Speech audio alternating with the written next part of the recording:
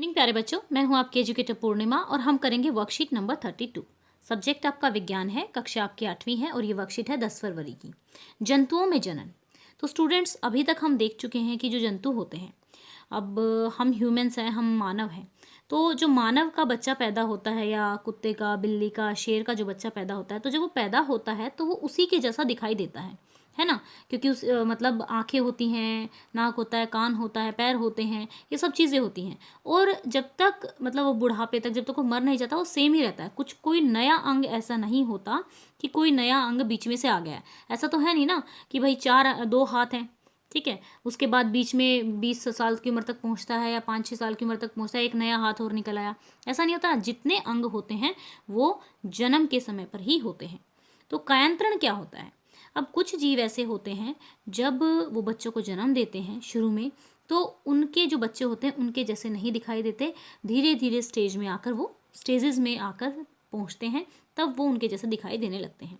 कायांतरण हम सभी जानते हैं कि मानव, शेर, कुत्ते जैसे सभी जीवों की संतान जन्म के समय अपने माता पिता से मिलते हैं। लेकिन क्या आप जानते हैं कि कुछ ऐसे जीव भी हैं जिनकी संतान जन्म के समय अपने माता पिता से नहीं मिलती? क्या आप उन जंतुओं के नाम बता सकते हैं? हाँ, बता सकते हैं। रेशम का जो कीड़ा होता है, एक तो ये, ठीक है। दूसरा जो मेंढक होता है, 2 हो गए, तो हमने 2 के नाम बता दिए। अब जो रेशम का कीड़ा होता है, तो देखिए कुछ ऐसा होता है। सबसे पहले क्या है, वो मलबेरी के जो पौधा होता है उस पर अंडे देता है, ठीक है। अंडे देने के बाद लार्वा, ठीक है, फिर वो कुछ इस तरीके से बनता है, फिर कोकून बनता है, फिर उसके बाद वो ऐसा सुंदर सा बन जाता है, ठीक है। तो ये तो हो गया किसका?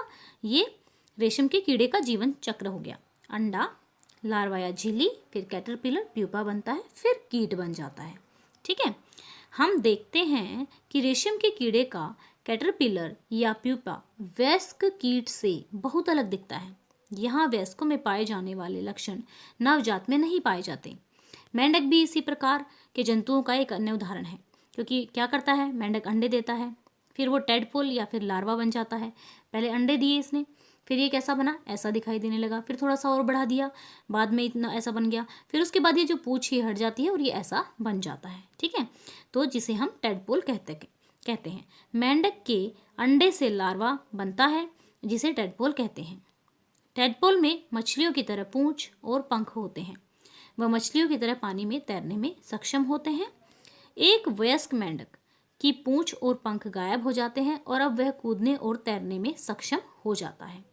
अतः हम कह सकते हैं कि लार्वा का कुछ उग्र परिवर्तन द्वारा वयस्क जंतु में बदलने की प्रक्रिया को कायांतरण कहते हैं, ठीक है। तो कायांतरण क्या हो गया, यहाँ देखिए, कायांतरण का उदाहरण सहित परिभाषित कीजिए, ठीक है। इसको देखेंगे बाद में। कायांतरण को आपको यहाँ पे लिखेंगे, लार्वा का कुछ उग्र परिवर्तनों द्वारा वयस्क जंतु में बदलने की प्रक्रिया को कायांतरण कहलाती है, ठीक है।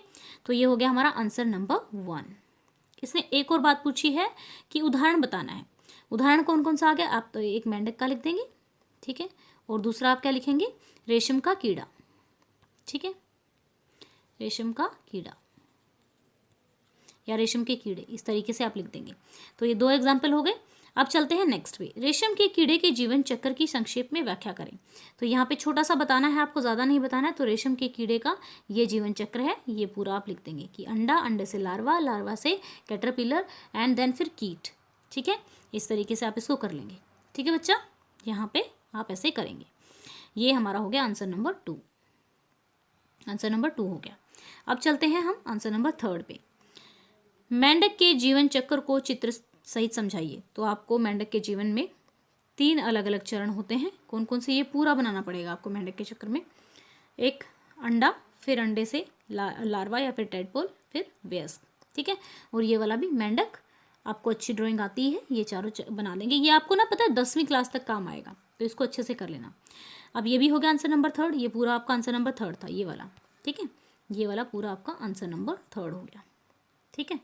तो अब आप चलते हैं यहाँ पे, ये वाला मेंढक के जीवन चक्र। ये क्या मनुष्यों का कायांतरण होता है? नहीं भाई, मनुष्यों का कायांतरण नहीं होता, क्योंकि उनमें कोई नया अंग नहीं आता है, निश्चित रूप से नहीं। क्योंकि मनुष्य में जन्म के समय ही नवजात शिशु में वयस्क के समान शारीरिक अंग और लक्षण मौजूद होते हैं। ठीक है, तो क्या करेंगे आप, ये हो गया आंसर नंबर 4 हमारा। ठीक है, ये आंसर नंबर 4 हो गया यहाँ तक, आंसर नंबर 4। तो इसमें ये होगी आपकी वर्कशीट। आई होप आपको अच्छे से समझ में आया होगा कायांतरण क्या होता है। ठीक है, अब मुझे आप कमेंट करके बताएंगे कि अंडे के बाद वाली स्टेज मेंढक में क्या कहलाती है। ठीक है, तो अगर आपको वीडियो अच्छी लगी है तो वीडियो को लाइक कीजिएगा, चैनल को सब्सक्राइब कीजिएगा। Thank you, have a nice day, may God bless you.